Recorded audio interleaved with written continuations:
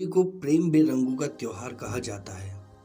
इस दिन सभी लोग आपसी कटुता को भुलाकर एक दूसरे को रंगों से सराबोर कर देते हैं। किंतु क्या आप जानते हैं कि पहले होली को रंगों से खेलने की परंपरा नहीं थी। पहले केवल होलिका का दहन किया जाता था और अगले दिन पकवान बनाए जाते थे और एक दूसरे को बधाई दी जाती थी। तो आखिर रंगों से होली खेलने की शुरुआत कब और कैसे हुई तथा इसका संबंध भगवान श्री कृष्ण से कैसे है, तो आइए आज इस बारे में चर्चा करेंगे। पहले हम ये चर्चा करेंगे कि होली कब से मनाई जा रही है और इसके मनाए जाने के पीछे क्या कारण है। हिंदू पंचांग के अनुसार वर्ष के अंतिम माह फागुन की पूर्णिमा को होली का त्योहार मनाया जाता है। ऐसा कहा जाता है कि यह सबसे प्राचीन उत्सवों में से एक है। हर काल में इस उत्सव की परंपरा और रंग बदलते रहे हैं। तो आइए जानते हैं होली बनाने के पीछे क्या कारण है। आइए सबसे पहले जानते हैं कि होली का दहन क्यों किया जाता है। इसके बारे में भी काफी कथाएं प्रचलित हैं, जिनमें सबसे प्रसिद्ध प्रहलाद की कथा है। प्रहलाद के पिता हिरण्यकश्यप ने अपने पुत्र प्रहलाद की विष्णु भक्ति से नाखुश होकर उसे अपनी बहन होलिका की गोद में बैठाकर अग्नि में जलाकर मारने का प्रयास किया। होलिका को ब्रह्मा द्वारा दिया यह वरदान था कि वह अग्नि से नहीं जलेगी, परंतु जो भी उसके साथ होगा वह जल जाएगा। जब प्रहलाद होलिका की गोद में बैठे थे तो उस समय ये हुआ भगवान विष्णु की कृपा से कि प्रहलाद तो सकुशल बच गए और होलिका जल गई। आज भी एक लंबे समय के बाद प्रहलाद की याद में होलिका का दहन किया जाता है। में कामदेव की कथा भी काफी प्रचलित है। सतयुग में ही इसी दिन शिव ने कामदेव को भस्म करने के बाद रति को श्री कृष्ण के यहाँ कामदेव के पुत्र रूप में जन्म होने का वरदान दिया था। इसलिए होली को बसंत महोत्सव या काम महोत्सव के नाम से भी जाना जाता है। होली को लेकर राजा पृथु की कहानी भी काफी प्रचलित है। राजा पृथु के राज्यकाल में ढूंढी नाम की एक बहुत ही ताकतवर व चालाक राक्षसी रहती थी। वह इतनी निर्मम थी कि बच्चों तक को खा जाती थी। उसने देवताओं की तपस्या करके ये वरदान प्राप्त कर लिया था कि उसे देव मानव अस्त्र शस्त्र नहीं मार सकेंगे और न ही उस पर गर्मी सर्दी वर्षा आदि का कोई असर होगा। इसके बाद तो उसने अपना अत्याचार और भी ज्यादा बढ़ा दिए। किसी को भी उसकी मृत्यु करने में कोई सफलता नहीं मिल पा रही थी। सभी उससे तंग आ चुके थे। लेकिन ढूंढी भगवान शिव के एक शाप से पीड़ित थी। उसके अनुसार बच्चे अपनी शरारतों से उसे खदेड़ सकते थे। वे उचित समय पर उसका वध भी कर सकते थे। जब राजा पृथु ने राजपुरोहितों से कोई उपाय पूछा तो उन्होंने फागुन पूर्णिमा के दिन का चयन किया, क्योंकि यह समय न गर्मी का होता है, न सर्दी का और न ही बारिश का। उन्होंने कहा कि बच्चों को एकत्रित होने को कहें। आते समय अपने साथ एक एक लकड़ी भी लेकर आए। फिर घास फूस और लकड़ियों को इकट्ठा कर ऊंचे ऊंचे स्वर में मंत्रोच्चारण करते हुए अग्नि जलाएं और प्रदक्षिणा करें। इस तरह जोर जोर हंसने गाने व चिल्लाने से पैदा होने वाले शोर से राक्षसी की मौत हो सकती है।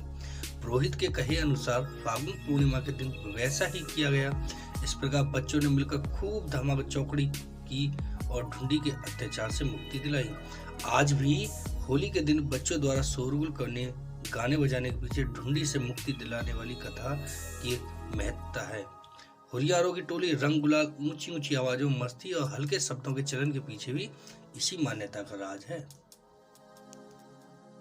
अब जानते हैं होली का रंगों व कान्हा से क्या संबंध है। तो इसके बारे में भी कहानी काफी प्रचलित है। जब भगवान श्री कृष्ण छोटे बालक थे तब कंस ने उन्हें मारने के लिए पूतना नामक राक्षसी को गोकुल में भेजा था। तब पूतना ने अपने स्तनों पर विष लगाकर कान्हा को स्तनपान करवाया था। यह होली का ही दिन था। तब कान्हा ने पूतना के स्तनों से विष युक्त दूध तो पी लिया, लेकिन साथ के साथ उसका वध भी कर दिया। भगवान श्री कृष्ण का रंग पहले से ही सांवला था, लेकिन विष पीने के बाद उनका रंग और ज्यादा सांवला हो गया था। जब कान्हा थोड़े बड़े हुए और राधा से मिलने लगे तब उन्हें अपने रंग के सांवले होने का दुख हुआ। तब उन्होंने अपने रंग के सांवले होने का काफी ज्यादा कष्ट उन्हें महसूस हुआ और अन्य गोपियां जो थीं वो गोरे रंग की थीं, लेकिन कान्हा काले रंग के। कान्हा इसकी शिकायत कई बार अपनी माता यशोदा से कर चुके थे। इसके बारे में आपने भजन भी सुना होगा, राधा क्यों गोरी और मैं क्यों काला। ये कथन कान्हा उन्हीं अपनी माता यशोदा से कह रहे हैं। कान्हा की इन्हीं शिकायतों का समाधान निकालने के लिए एक दिन माता यशोदा ने यूं ही कह दिया कि तुम्हें राधा के गोरे रंग से समस्या है ना, तो तू उसे किसी भी रंग में रंग दे। बस इतना सुनना था कि कान्हा अपने मित्रों के साथ कई प्रकार के रंग लेकर बरसाना गांव की ओर दौड़ पड़े। उसके बाद जैसे ही उन्हें राधा दिखी, उन्होंने उस पर कई तरह के रंग डाल दिए और उसका मुख लाल पीला कर दिया। राधा का ऐसा हाल देखकर कई गोपियां भी उन्हें बचाने आई, लेकिन कान्हा के मित्रों से वे बच नहीं पाई। कान्हा और उनके मित्रों ने राधा और गोपियों पर तरह तरह के रंग डाल दिए।